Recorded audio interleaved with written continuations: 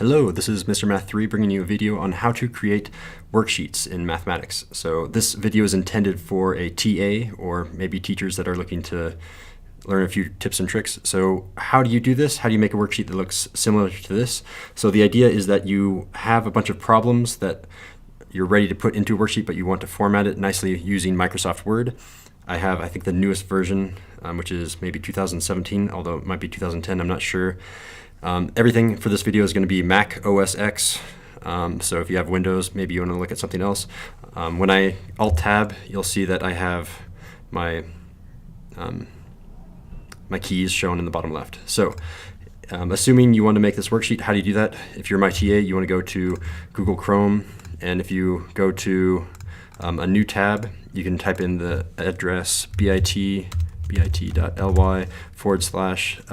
algebra 1 and 17, capital S, capital A, everything else is lowercase. If you do that, this is getting you to my Google Drive where you can access all of the files. So maybe you already have the files downloaded, I do, and maybe you want to skip ahead. I'm sure I can somehow do that with my YouTube video.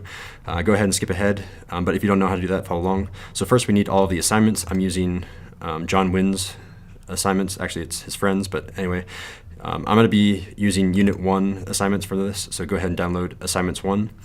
After you have that downloaded, I already have it downloaded here. After you have it downloaded, go to Unit 1 for Mr. Sindel and download some random worksheet. So I downloaded Worksheet 1-6, that's a good one. And I have that downloaded so that way when I open it, let's go ahead and open that now. When I open Microsoft Word and I open my preview, I have both the 1-6 and all the assignments open. So for this video, I want to be creating this worksheet, but better with Microsoft Word. So I'm going to come over here. I'm going to hit Command Option 1, so that hides the sidebar.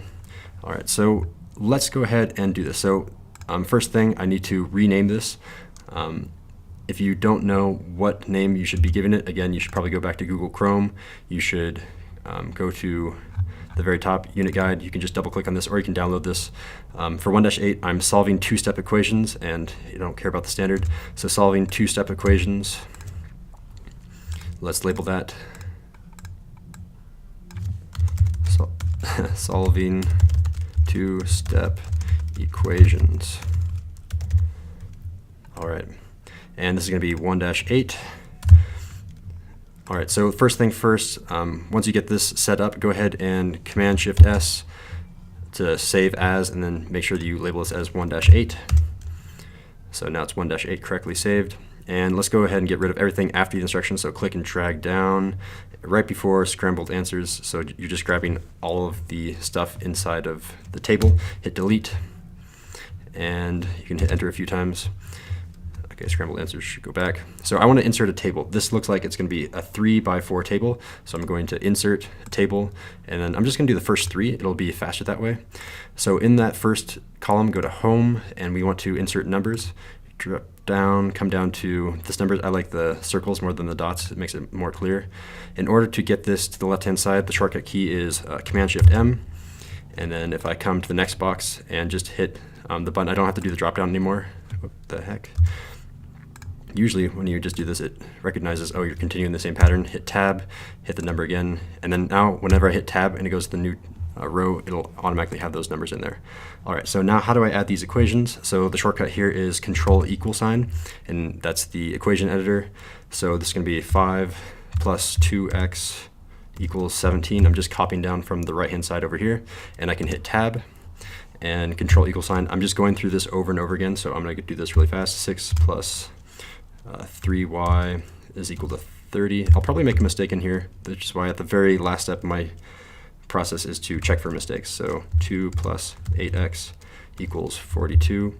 Notice that I'm hitting Tab way beforehand because I know that I'm typing it correctly. So Command equals 3t minus 6 is equal to, and I don't know what that is. I think it's 0. And then hit Tab. So this is going to be 7b minus 3 is equal to 67.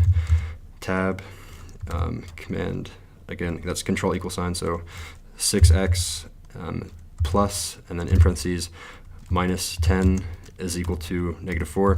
A little trick here, sometimes if you have a plus minus, it automatically changes to the plus or minus sign inside Word. If you hit backspace or delete, it goes back to plus and then minus. Just kind of a cool trick. Hitting tab, going to the next table. So 7 is going to be 7 minus 3n is equal to -14. Hit tab, control equal sign again. So this is going to be 9 plus 9z is equal to -27. Tab, and then command equal. So this is 9, so -5p plus, come on now, plus 3 is going to be equal to 33. Going to 10, and then it's going to be 12x minus 7 is equal to 29. Tab, it's going to be -8y minus 5 is equal to -37. Tab again, so 7u plus in parentheses minus 3 is equal to -66. All right, so now I have all of my equations ready to go. They look nice. I don't need any outside program to do that.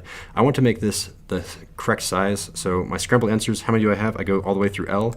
Again, if you don't have this, the correct way to get all of these letters is to just go ahead and make a table. I can pretend that I don't have any scrambled answers and I can do this from scratch. Although if you know how to do it, you already have the template, then you're ready to go. If you want to do this from scratch, what you want to do is you want to add a table. So insert table, and I see that there are 1, 2, 3, 4, 5, 6 times 2. So there's 12. 12 is 3 by 4. That's a good way, or 4 by 3. So I'm going to do a 4 by 3 for this one. And if I go to home, I can go ahead and insert. And maybe you don't have A, B, and C, so maybe you want to define a new number format. You should be able to choose, come on now.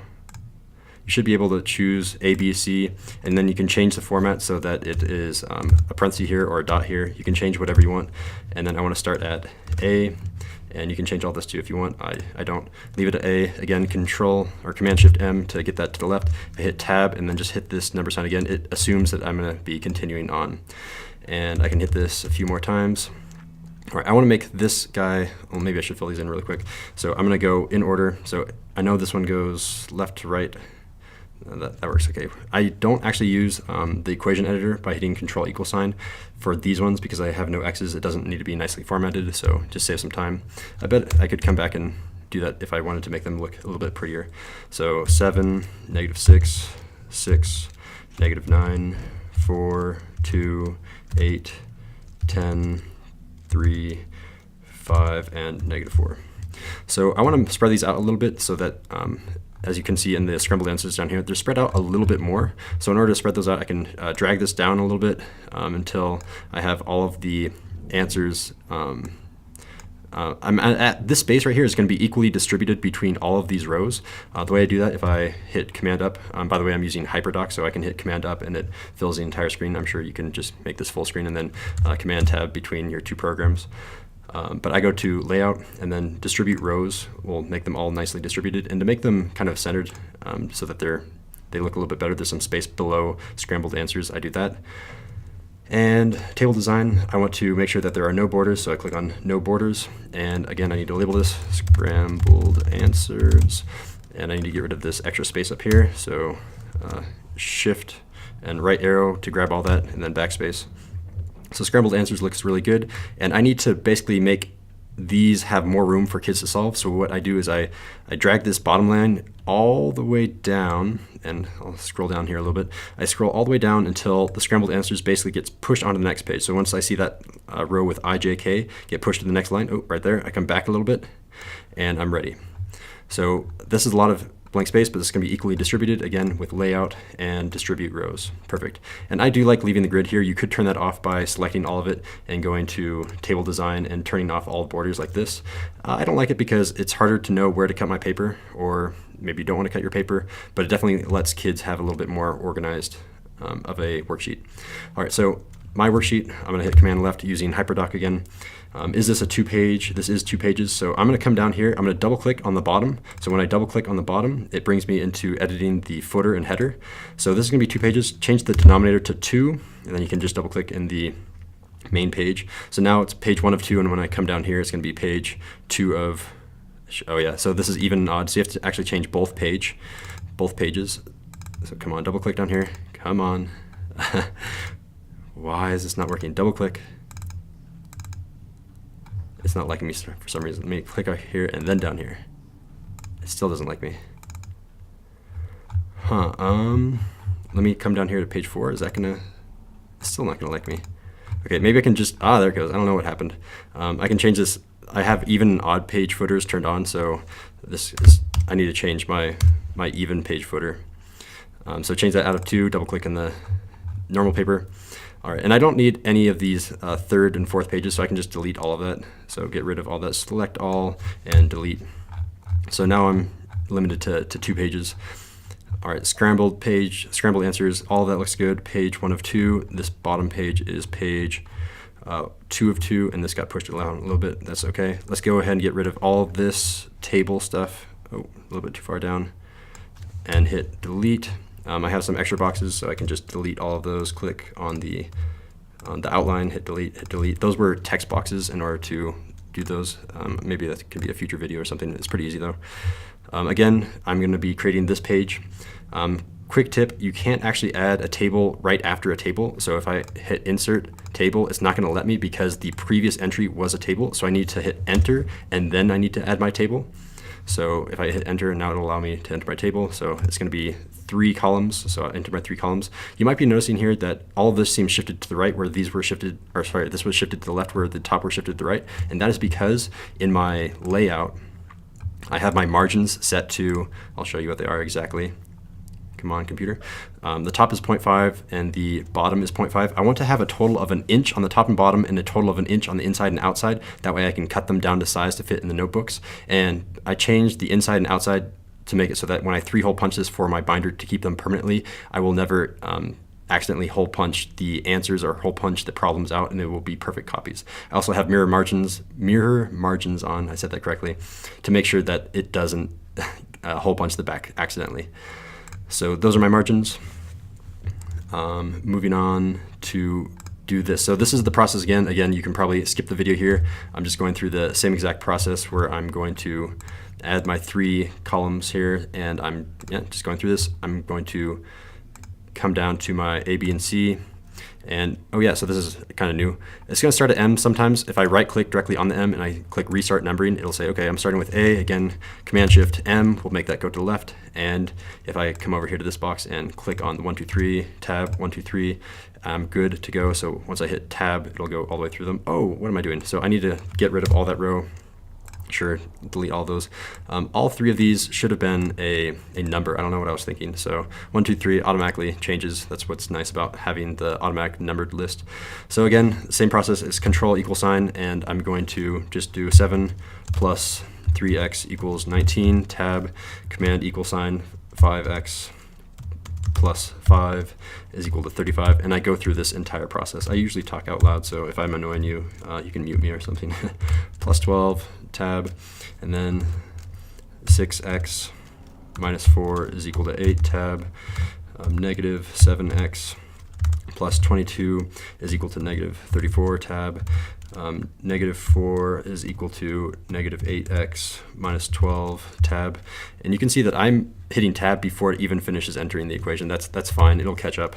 I've never had a problem with that. Maybe an older computer might have a problem. X divided by 4. Okay, whenever you have a fraction, you want to hit space, and you want to say plus 7 is equal to 10. So right now, it doesn't look that great because this x over 4 is decreased in terms of the size. So if I hit shift, hold shift, and then hit left arrow, and then I can hold Command Shift and then hit the right arrow button, or this little right arrow next to the question mark, and that actually increases the font size. You could just come home and then increase the font size. These are the shortcut keys to make it go faster. Every time I have a fraction, I do that so that everything is roughly the same size. And again, it looks like it's going into the lines up here, which it will still do for the top, but the bottom, again, we're going to add the extra room, so that'll be fine.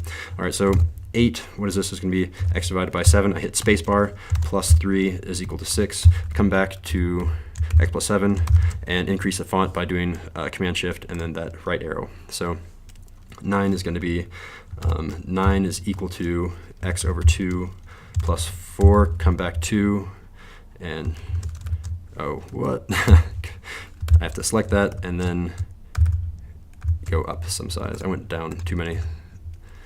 All right, so this will happen too. Sometimes you can select these two and then hit Command Shift and then decrease that font size. So 10 is going to be negative x divided by 2, spacebar minus 14. Spacebar activates the actual equation code, so equals negative 11. If you don't hit equal sign, it'll be kind of diagonal. Maybe you prefer that, I don't know.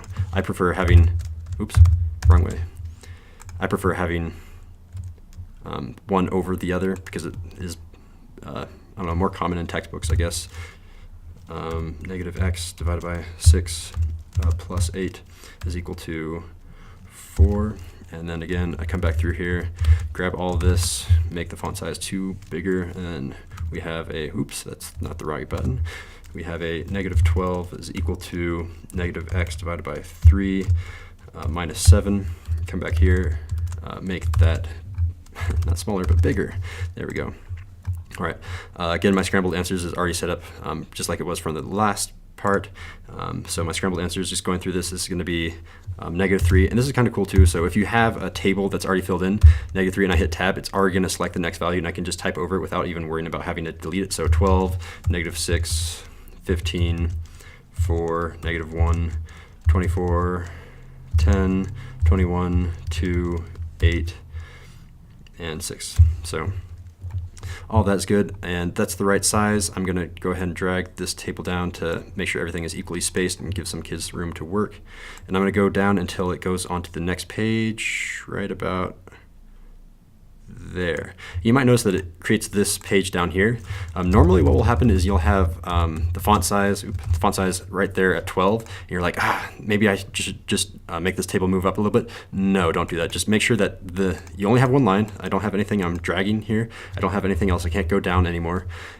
So just in this last value, just go ahead and make the font size basically 0, as close to 0 as you can get it, so it's nice and small. And if you move this up just a hair, I need to move it a hair anyway because this part needs to be deleted.